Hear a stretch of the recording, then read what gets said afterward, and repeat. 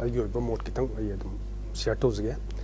Free and fear ꯍꯥꯏꯅ ꯍꯥꯏꯔꯛꯄꯁꯤꯗ ꯃꯁꯤꯒꯤ ꯑꯦꯔꯤꯌꯥꯁꯤꯗꯤ ꯑꯁꯨꯛꯀꯤ ꯃꯇꯤꯛ ꯄꯥꯛ ꯆꯥꯎꯔꯦ ꯉꯁꯤ ꯐꯥꯎꯕꯗ ꯏꯟꯗꯤꯌꯥꯗ ꯄꯥꯡꯊꯣꯛꯈ꯭ꯔꯤꯕ ꯏꯂꯦꯛꯁꯟꯁꯤꯡꯁꯤ ꯐ꯭ꯔꯤ ꯑꯦꯟ ꯐꯤꯌꯔ ꯑꯣꯏ ꯍꯥꯏꯕꯁꯤ ꯑꯃ ꯐꯥꯎꯕ ꯍꯥꯏꯕ ꯌꯥꯗ꯭ꯔꯤ ꯑꯗꯨꯅ ꯑꯩꯈꯣꯏꯅ ꯌꯦꯡꯕ ꯌꯥꯔꯤꯁꯦ 1950ꯗ 50ꯒꯤ ꯖꯅꯋꯥꯔꯤ 15ꯗ ꯏꯂꯦꯛꯁꯟ ꯀꯃꯤꯁꯟ ꯑꯣꯐ ꯏꯟꯗꯤꯌꯥꯁꯤ ꯂꯤꯡꯈꯠꯈ꯭ꯔꯕ ꯃꯇꯨꯡꯗ ꯃꯁꯤꯒꯤ ꯅꯤꯡꯇꯝꯂꯕ ꯏꯟꯗꯤꯌꯥꯒꯤ ꯏꯂꯦꯛꯁꯟꯁꯤ ꯃꯁꯤꯒꯤ इलेक्शन कमीशन ऑफ इंडिया की मखादा पांगथोक्तुना अदुम लाए मसिदा फ्री एंड फेयर हाइबा वफम अमा यावरिबसी मसिगी मरुइब वहनथोक्सी अखोइना कितंग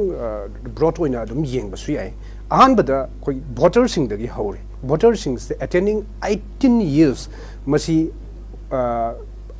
अमा बावो लेमहौदना हाइदि 18 years सुरबा मी अमत्ता लेमहौदना वोटर लिस्ट हापचिनगदबने अदु मसी ngasi फावबद इंडिया दा मसी बिसु माय सुंपाक पाक्तब मखंगनेबा 18 years हेलब मी मयाम खोगी वोटर लिस्ट चनमंगमदबा अदि मरमबुदी अतोपा मरम मयाम सु लेबि अदुगुंबा मरम मयाम दुन मरम वरकंदा वोटर लिस्ट चनमंगमदबा मी मयाम यावरी अदुगा हाइरिबा वोटर लिस्ट यावरबा वोटर सिंगदुना मखोगी अपाम मिहुत्सी मनिंग तमना अदि अकी खंग यावदना कनापतगी प्रेशर इन्फ्लुएंस यावदना खन्ना नबगी खुजोंग साबदो मिखल असिना पीरिबने अदुबु मसी मसु अदुमक अदुम इन्फ्लुएंस नका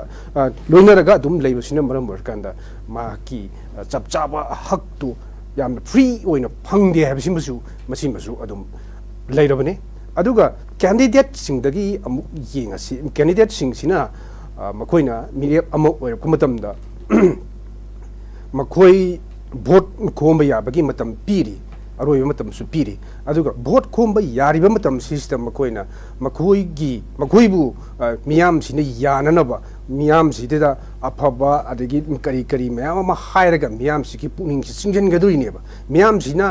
यारकांदा मखोइ मंगोंदा मोइ मसा मसा सिदा भोट से पिरकदौरिनी अदुगुंबा हायरनबगी कुदोंग साब अदु फ्री ओइना फंगब्रा फ्री एंड फेयर ओइना फंगब्रा हाइबसिमसु सिसु याम अचौब वांग मखनेबा हंदक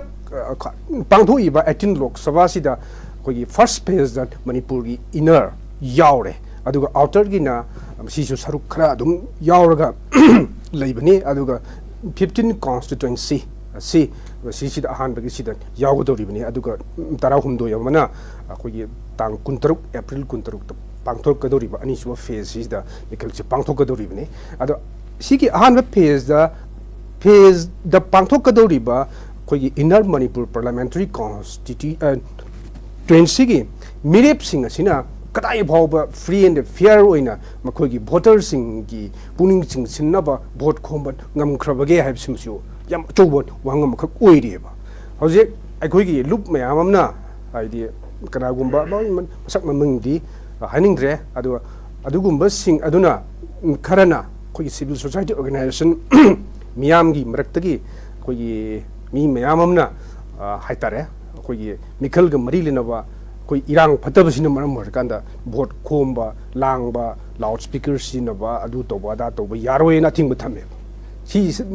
मसिनसु मसागी मिखल सि फ्री एंड फेयर ओइद्रे हाबसी ताएबा अदुगा कनागुंबा कैंडिडेट इनर अमसु आउटर अनिमक्तदा कनागुंबा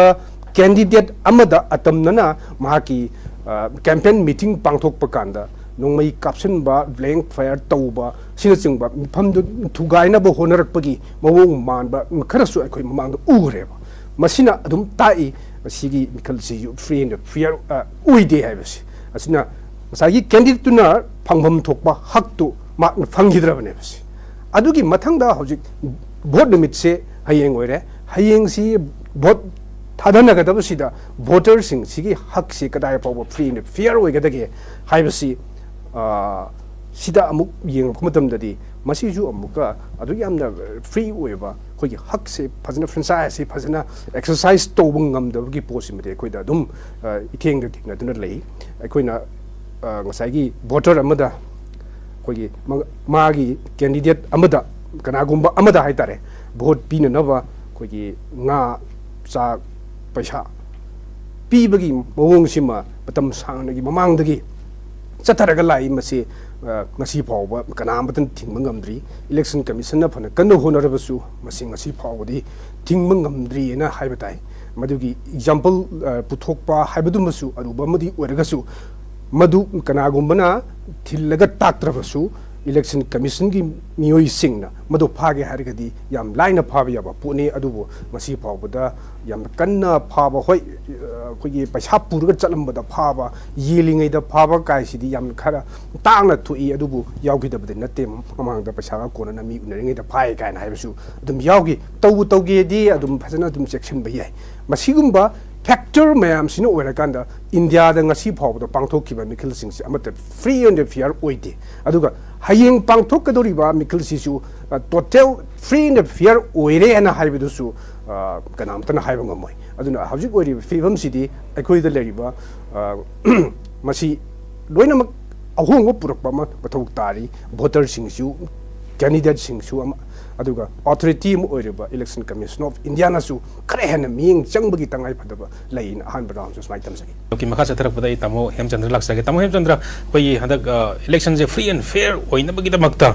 koi gi praja gi oiba miyam praja gi oiba loina koi mera pai bi lekai gi club sing loina na manipur leriba civil society singi role khadi lerangani lebam nu thoengkali masi kari oibe ai tamo masih ada area tu yang kan cangkin benung air kita. Lagi, email singi, merah paybi singi, hai tare. Mereka sih dah hendak ki election sih dah koin upang isi, kalau ani tu no uri ni.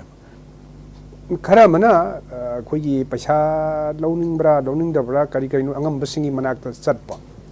Karena mana noi jadi doi kai drai nam, saya napa. Asigumba makhal singsu koi adum uri bani adu madu paisa lowa chalibra meeting to chalibra wa tanaba chalibra koi adugi di adom da dis hangjin lagum sebo aduna makhal ma oigre aduga adwai duda masagi imaibel singi mera paibil singi marakta masagi manadaba sisu adum ui adu masigi mamang da sum adum thokpasi mikhal kuring makini haitai aduga manipur da pangthokpa natraga india gi mafam amrita pangthokpa koigi mikhal singsi free and fair oigide haiba mods di miam adum gyar gadaba sagi magi angle mayam sida yeng pakanda amatta fulfill tawdeba aduna maram kanda masidi free and fair oide haiba simadi adum yanaraba ofam am khangni aduga masigi da makta yengjinna bagi da makta authorities ni yam kanna di honai haiba tai aduga honariba singi marakta kadai bhawbada pukchil sengna thabak si paikhat libage haibisi masu yam achouba wang amadi oi aduga paikhat lagasu koigi fail oiba haidare ne masagi changjilu ba haidi phaba ngamda haidare for example koigi election expenditure se koigi lok sabha gi na 95 lakhs ta sibau si limit si election commission na piri ne ko sidagi hen biar ro sidai hen changa gadi mai mathak ta kari lo gi oiba action ma'am la ka duine ko adu assembly gi oirgana koigi 40 lakhs ne adu sidagi hen biar ro si candidate amana vote lepda assembly da haira se ko example moina assembly da lakh nifu ko ta changam gani haiba sidi masi adum lobu ya brava adubu mahakna masi semaga election commission da magi election expenditure se pikal ko matam di 40 lakh se sungo yogda bine amta kanam yogdeba yogba ya hari si 40 lakh si boda sab sana amta pide masi makha da laga adum election commission su masagi election observer su adum yae masida moina sagi yengi di haini yenga su dum feloi ba haitare yenga su dum feloi ba haidi example am ka picture ge yam nungai ba example am ka meeting am pangthok pasida masigi hari meeting du gi stage sabagi lupa su adagi magi screen adu ada adagi sakuri thari singsigi tongan ba lupa pari ba sakuri amomda kogi ship ade lupa ani ge psak sam khar agum to ne bako amangi ne se haji hongam basu yai ko ado si pari ba sakuri amomda si pae ba aduda mirip original kamai to huran ge bo sakuri hit thar di mijam challoi dori ko चौकरी मसिंगसे हेंगली मखै मागी expenditure से हेंगल कदुनिना यारोय दौरिना माना कमाय थागेदा फक्सांग ओइना थाय मी क्या पादुइनो बदु अदुम fail होरे बंगसागी election सागी expenditure observer दो मासे फमदुदा फमगा observe तौने येंग देरसु मा दुम फेल होरे बदु होतंगमद्रे बदुदा अदुना एजेंसी मणिपुर दा कोई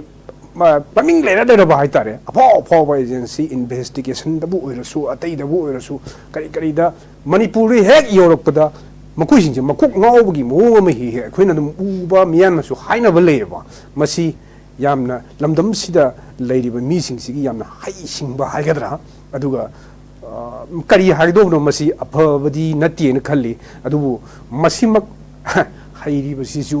amarom da masigi magi adugi thinking magi skill duna atopa lambi am da aphaba lambi am da sijinar di atu prithibi je phago do jatne ba aduna masagi huram rom da ajagi election observer gi masagi election expenditure gi kari gai da kamai torga masagi observation ngahon ga dagi na sinari ba brain duna chap chapa mai gai ram da sinar di kana na thingam duri ge ba madugi mai gai wona ba gi phiba mamu budi adum leiba jani adu madu nongmadi हारिबा अचुंबा माइकैरमदा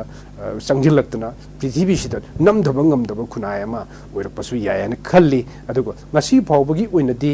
Manipur ता नतना अतोप्पा India गी मफम खुदिंगमक्ता अदुमक free and fair ओइबन ngमखिदे अदुगा मियामगी मरक्तसु ngसागी politician सिंग हाइबा तारे मसीसिना divide and rule policy से साना सानादना अदुम लैबसिना मरम ओइरगा कोगी public Sissu unite तोबा ngमदे अदुगा मखोइना सागी अखोइना हंदक्ति मिखल सिसिदा असिगुंबा मी मा खोइ थागछि खनजि काइसि ngमदेबा मियामनसु मरमदि मखोइदा politics तोबिरे divine rule सानबिरे अदुना मरम मरकांदा खाइबुंग अनरगा लेरबनिना unity दो लेत्रबनिना